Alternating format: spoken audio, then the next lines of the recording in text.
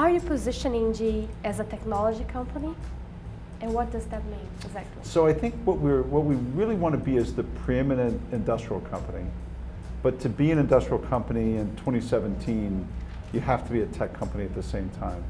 So the nature of our assets and the technology that we really drive, whether it's a jet engine or a gas turbine or an oil and gas, those assets are now surrounded by data.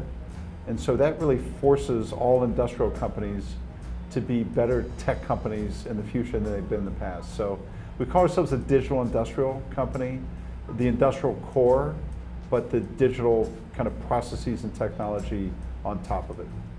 And how important was to change GE's culture as part of its digital transformation?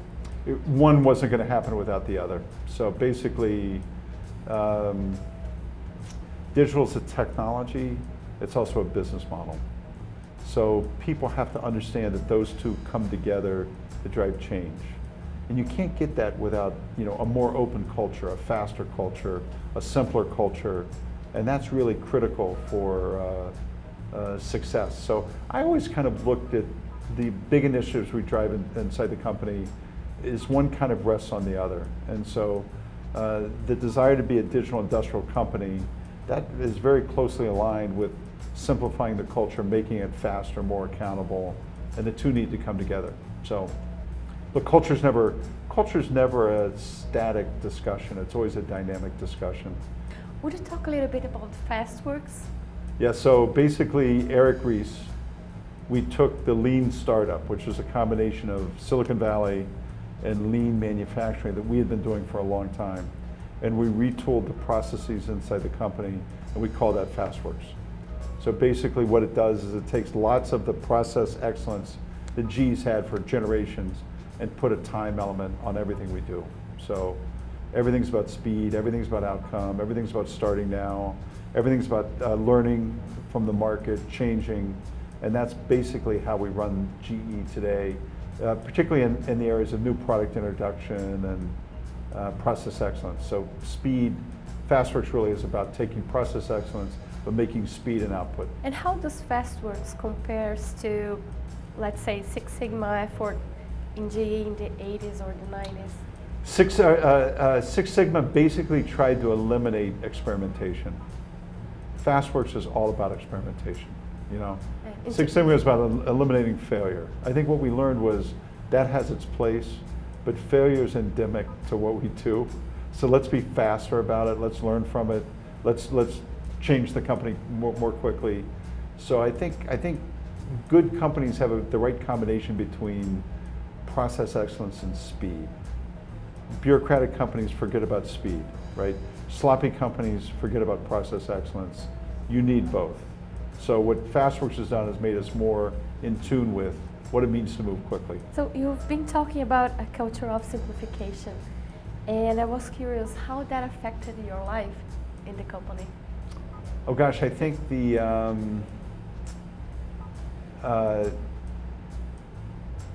constant feedback,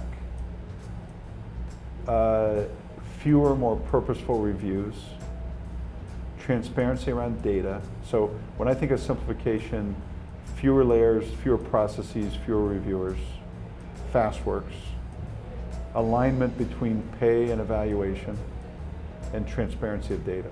So today versus even 3 or 4 or 5 years ago, basically everybody in an organization can look at the same data on how they're performing at more or less the same time. We do something called a culture compass. Everybody in the company can see everybody else's results. You can see how your manager is being evaluated. Transparency is a big part of simplification. So is that new to you? Yeah, this is in the last 12 months, but each step has been adding to the step before in this broad theme of simplification, which is, less structure, more transparency, aligned metrics, Fastworks. That's kind of the foundation for how we think about driving simplification. Mm-hmm. Would you give me some example of how much less bureaucracy you do have in your life? Yeah, so basically we do what we call blueprints, right? So we used to do annual human resource review, annual strategy review, annual business reviews, right? Now we have put them all together into one process called a blueprint. We review this on a rolling basis, not an annual basis. We review it by exception only. If everything's going well, you don't need to tell me anything. Talk about your mistakes, talk about where you have problems. So we manage by exception, we manage on a rolling basis, the feedback's continuous. And what's the most difficult part of this change? Oh, I think it's getting people to give up control. You know, in other words, I thought for 30 plus years, right? I used to stand up in front of employee teams and say, I want you to do more with less. I want you to do more with less. And I did that successfully, more or less, for a long time. Now I say I want you to do less, but I want you to do it better. It turns out that's harder than asking people to do more with less. Because when you ask them to do less, they actually have to go through this process of what is really essential, what's urgent, what has to be done today. And unfortunately, managers don't always think that way. Even your best people don't always think that way. That's been the hardest. Getting people to really focus on the essence and give up all the stupid stuff they used to do with no output, no impact, no benefit. And that is 10 times harder than I ever thought it was going to be. And after 14 years as chairman and CEO, you're an exception when you consider the average CEO tenure nowadays, right? And what have you learned all over those years? Oh, I think you certainly get resiliency. So basically, I think the day I became CEO, I probably thought I was perfect. Now I'm so humble. It's amazing. The more you do the job, the humbler you get. But what I know now that I didn't know then is that basically there's no problem too tough that I can't solve it, right? You know, like when I first became CEO, I thought my job was to not create any problems. Now, 15 years later, I know that there's nothing I can't solve because I've seen so many things. And I would say I'm also a much better risk manager than I was when I first became CEO. So if you're a Brazilian CEO my age, let's say I'm 60, basically you went through the hyperinflation of the 1990s, 1980s. You learned how to be like, manage cash risk and stuff like that, right? You learned it when you were 30 or 35. I think if you were an American my age, basically the first 20 years of your career were in really almost perfect conditions, right?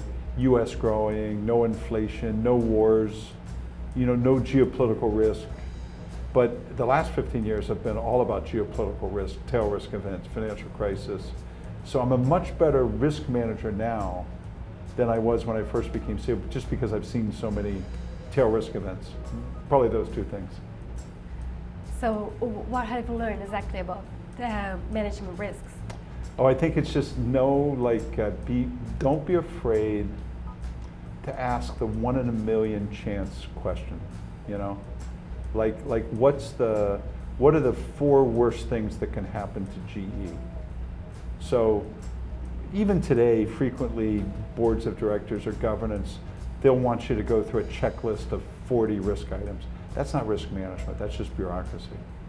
But what I know today is I know like the 4 most horrible things that could happen to the company and what I do about each one. That's how you become a better risk manager, is to face the most horrible things and have an idea of how you survive them. I'm not going to tell you what those are.